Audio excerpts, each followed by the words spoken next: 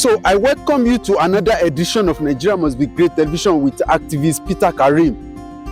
You are welcome again. Yeah, over a while, we have been trying to showcase why Nigeria is not named among developed countries of the world, and we also provided some remedies and solutions if the government and concerned stakeholders stick to our advice. Yeah, today we also want to give some solutions to the issues arising and some current unpalatable situation, the humiliation, the poverty, the widespread hunger that is going on in Nigeria, because it is clearly visible to the blind and audible to the deaf that things are not going right in Nigeria. Well, in those days when we were younger, we still met some a bit of what we obtained here in the UK right there in Nigeria, a bit of it. Yeah, for example, when we were younger, we still get some supply of water in various houses, but today now you see that those things is absolutely gone. But do you realize that the government fail in this regard because they are not challenged attitude? They pay more attention to what they obtain for themselves and not for the citizen, because this water alone in the UK, no house, I repeat, no house is independently getting water by themselves. The government supply water and they are charged monthly to pay for that water. So take for instance, if government of Nigeria is supplying water to all households in Nigeria and they are paying a token amount of money for that water supply per annum, you know how much government is going to realize in that sector. Do you know how many people will get engaged in job in that sector? But no, Nigeria has forgotten about making water supply a reality in Nigeria of today.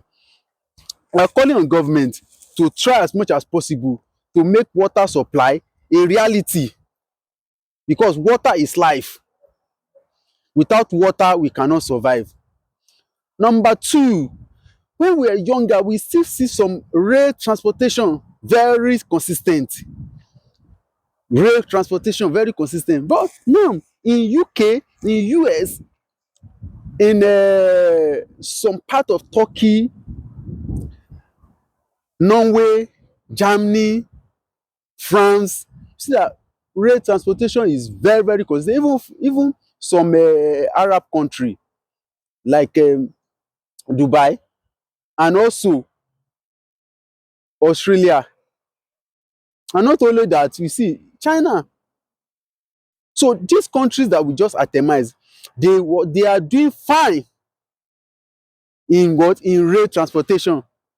And then now I want you to realize that, think of how people will move from one place faster compared to road.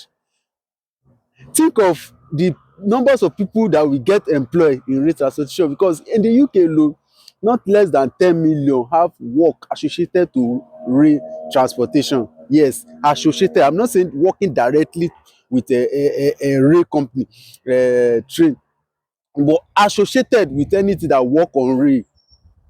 So 10 million people losing job just because the government closed their eyes. Although some states has a rail in Nigeria, but it's not efficient and it's not effective enough.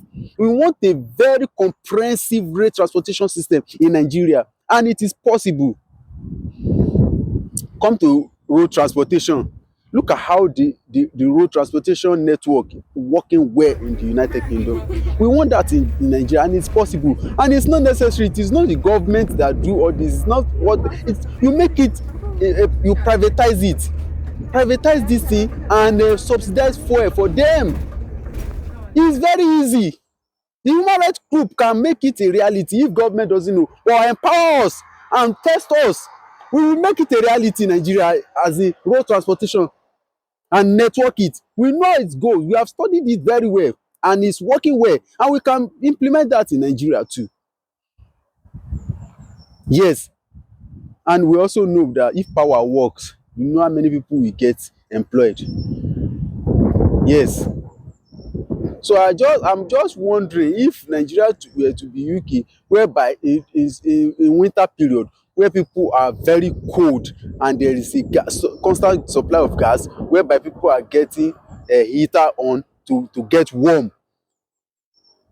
How much more Nigeria that is very hot, where people can get AC to get cold?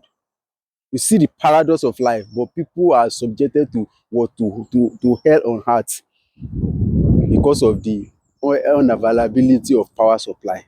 So please, government, make power supply a reality. It will enhance job opportunity, it will enhance security, it will also what, bring beautification and infrastructure in where in Nigeria.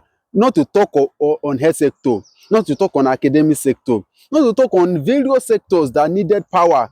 So make power a reality, because when we're younger there's still a bit stability of power compared, but I understand that the population of this day has exploded compared to where it were when we're younger in those 90s or early 90s and late 80s. So but we are ready to partner with government, we are ready to show them way out, we are ready to use our knowledge. People in diaspora are ready, and they are ready to partner. And so government should listen to this voice. Government should listen to the outcry, and we can make it a reality. These are just a mere little few among those things that make life better, that is absent in Nigeria. We will still continue advocating and we will not stop, and until when this nation is become a great nation, until when Nigeria is named among the developed nation of the world. Thank you so much.